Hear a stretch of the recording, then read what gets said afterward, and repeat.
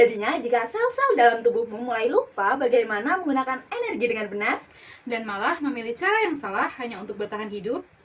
Inilah kisah glikolisis pada sel kanker yang akan kami ulas pada video singkat yang berjudul Tumor Glycolysis, an Essential Sweet Tooth of Tumor Cells. Bersama saya, Ilmania Syafitri. Dan saya, Mia Dewi Surya Ajit.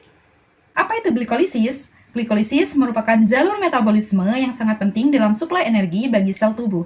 Pada sel normal, glikolisis mengubah glukosa menghasilkan 2 pirufat, 2 ATP, dan 2 NADH yang kemudian dilanjutkan ke siklus TCA cycle dan OXPHOS.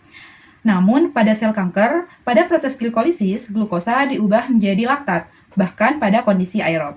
Hal ini karena sel kanker ingin proses yang cepat dalam konversi energi, kemudian sel kanker ingin mengatur pH untuk mendukung lingkungan tumor microenvironment, kemudian sel kanker ingin menghindari pembentukan ROS atau reactive oxygen species oleh mitokondria. Glikolisis memiliki hubungan yang erat terhadap jalur-jalur metabolisme yang lain, di antaranya yaitu jalur pentasa fosfat. Jalur pentasa fosfat adalah jalur yang mengubah glukosa 6-fosfat menghasilkan ribosa 5-fosfat. Pada pengkonversian ini, glukosa 6-fosfat menghasilkan ribosa 5-fosfat dan NADH sebagai prekursor nukleotida, koenzim, asam lemak, dan asam amino esensial. Hal ini mendukung jalur biosintesis yang diperlukan oleh sel kanker untuk produksi biomasa. Jalur yang selanjutnya yaitu metabolisme glutamin. Glutamin dapat menjaga metabolisme heterogen dan kondisi redoks untuk pertumbuhan dan proliferasi sel saat kekurangan glukosa. Glutamin merupakan asam amino yang terdapat dalam darah dan otot, serta menjadi sumber nitrogen dan karbon untuk biosintesis asam amino, lipid, dan nukleotida. Glutamin diubah menjadi glutamat oleh enzim glutaminase. Glutamat diubah menjadi alfa-ketoglutarate oleh glutamat dehidrogenase dan transaminase. Dalam kondisi kekurangan glukosa, alfa-ketoglutarate diubah menjadi maladisitosol, menghasilkan NADPH untuk menjaga keseimbangan redoks.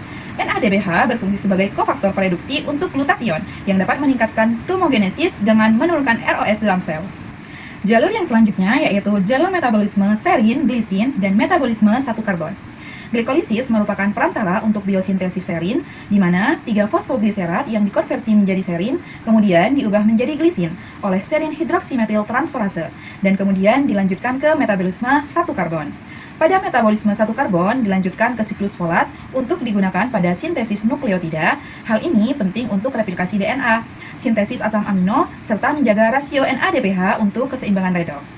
Kemudian terdapat regulasi mitokondria, di mana jalur HIF1-alfa atau hypoxia inducible factor 1-alfa adalah salah satu jalur penting dalam sel kanker, terutama dalam kondisi hipoksia atau kekurangan oksigen yang sering terjadi di lingkungan tumor.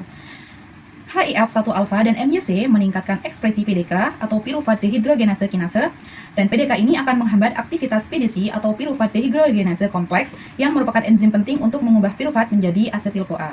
Akibatnya, pirufat tidak masuk ke mitokondria, melainkan diubah menjadi laktat oleh laktat dehidrogenase A. Nah, hal ini dimaksudkan oleh sel kanker untuk bisa memanipulasi ROS untuk menghindari apoptosis, melindungi pirufat kinase M2, dan produksi NADP dan redoks tetap aktif. Kemudian, terdapat efek dan regulasi ROS bagi sel kanker. Respirasi mitokondria adalah sumber utama produksi ROS. Selama produksi ATP, oksidasi parsial O2 terjadi dalam rantai transport elektron dan menghasilkan ROS. ROS dengan kadar rendah akan menstimulasi sinyal onkogenik atau pemicu kanker, mendorong proliferasi dan kelangsungan hidup sel kanker, serta membantu pertumbuhan tumor.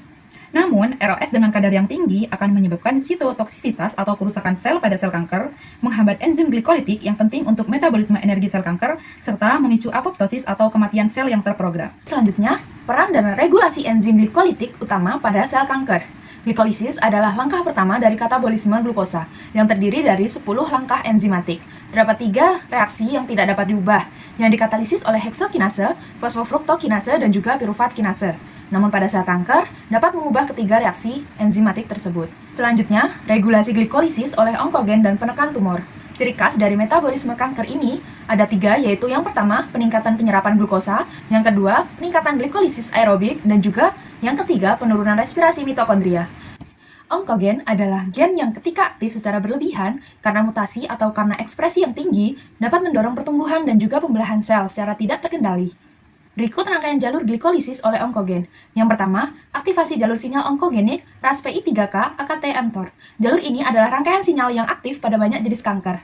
Jalur ini dapat meningkatkan ekspresi transporter glukosa, meningkatkan enzim-enzim glikolitik utama, dan juga mTOR yang mendukung biosintesis dan juga pertumbuhan sel, sehingga dapat menghasilkan energi dan bahan baku untuk pertumbuhan kanker. Selanjutnya, aktivasi HIF1-alfa oleh hipoksia dan onkogen.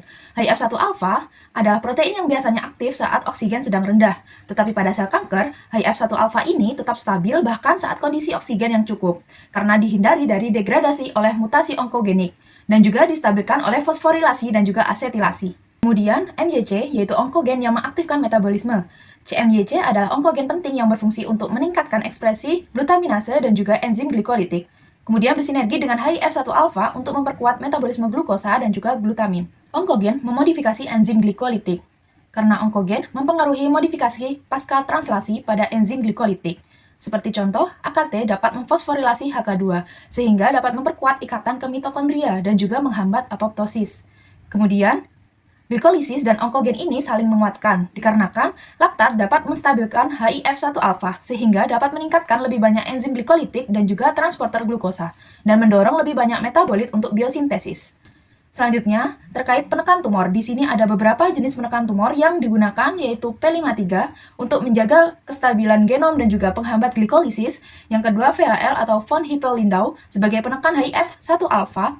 Yang ketiga, PTEN atau penghambat jalur PI3K AKT.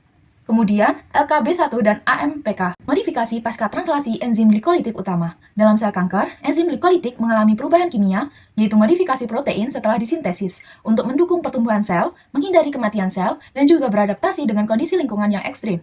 Beberapa enzim yang berperan dalam pasca translasi ini, yaitu yang pertama, heksokinase, pada proses perubahan glukosa menjadi glukosa 6-fosfat. Pada proses ini ada 5 isoform HK seperti HK1, 2, 3, 4, dan 5, dan yang berperan yaitu HK2 yang berikatan dengan mitokondria sehingga dapat menghambat apoptosis. Kemudian pada fosfofruktokinase, yaitu pada proses perubahan fruktos 6-fosfat menjadi fruktos 1,6-V-fosfat, yaitu fosfofruktokinase ini mengkatalisis langkah pertama dalam glikolisis dan memiliki 2 isoform, yaitu PFK1 dan PFK2. Glikosilasi menghambat aktivitas PFK1 dalam hipoksia sehingga dapat mempertahankan pertumbuhan sel kanker. Glyceraldehid 3-fosfat dehidrogenase yang berperan dalam apoptosis, transport protein, dan juga komunikasi antar sel. Selanjutnya, pirufat kinase. Pada sel kanker, PKM2 ini bisa masuk ke nukleus dan mengaktifkan gen onkogen. Pirufat dehidrogenase yang merubah pirufat menjadi asetil-CoA. Pada sel kanker, PDH ini sering dihambat oleh PDK atau kinase 1 agar pirufat tidak masuk ke TCA cycle dan tetap menjadi laktat. Kemudian, pada laktat dehidrogenase yang merubah pirufat menjadi laktat. Pada proses ini, sel kanker LDH ini diekspresikan tinggi sehingga dapat memproduksi laktat semakin tinggi. Jika LDH aktif, maka dapat menciptakan lingkungan tumor yang asam sehingga dapat merusak sel yang sehat dan juga sistem imun pada tubuh. Kemudian, peran laktat dalam pertumbuhan dan perkembangan tumor. Yang pertama, simbiosis metabolik. Dalam sel tumor terdapat 2 tipe sel, yaitu yang pertama, sel hipoksia, yang pada saat kekurangan oksigen dapat menghasilkan laktat, dan yang kedua, sel normoksia, yaitu pada keadaan cukup oksigen yang menggunakan laktat untuk bahan bakar di TCA cycle. Peran yang kedua yaitu menurunkan pH lingkungan menjadi asam, sehingga dapat membantu invasi sel kanker ke jaringan sekitar. Yang ketiga yaitu menekan sistem imun. Yang keempat, mengatur ekspresi gen. Kelima, meningkatkan migrasi dan invasi sel, sehingga dapat mempermudah sel kanker untuk menyebar atau metastasis. Dan yang terakhir yaitu menciptakan lingkungan yang dapat mendukung pertumbuhan sel kanker. Ciri-ciri metabolik sel kanker selama metastasis. Metastasis adalah proses penyebaran sel kanker dari tumor asal ke organ lain. Selama metastasis, sel kanker harus dapat bertahan hidup di lingkungan asing, bergerak dan menembus jaringan, bertahan dalam aliran darah, dan menetap serta berkembang di organ baru. Untuk itu, metabolisme sel kanker pun berubah-ubah sesuai dengan tahapan metastasis. Ada beberapa tahapan metastasis, diantaranya yang pertama yaitu tahap invasi dan transisi epitel mesenkim. Sel kanker berubah bentuk dan sifatnya, yaitu menempel dan juga lepas kemudian bergerak. Sel kanker ini membutuhkan energi dan juga komponen membran, sehingga menggunakan lipid sebagai sumber utamanya. Kemudian pada tahap yang kedua yaitu tahap sirkulasi. Sel kanker memasuki pembuluh darah dan harus bertahan dari stres sirkulasi termasuk serangan imun. Kemudian, tahapan yang ketiga yaitu tahap kolonisasi di organ baru. Sel kanker harus beradaptasi dengan lingkungan metabolik yang berbeda. Kemudian sel kanker menyusun ulang metabolisme untuk pertahanan dan juga pertumbuhan sel. Yang terakhir yaitu tahap dormansi atau tahap tidur. Sel kanker tidak langsung tumbuh pada organ baru, tetapi tidur terlebih dahulu. Pada fase ini, metabolisme akan diperlambat sampai kondisi yang mendukung pertumbuhan pada sel kanker tersebut. Demikian yang dapat kami sampaikan. Terima kasih, semoga bermanfaat dan sampai jumpa!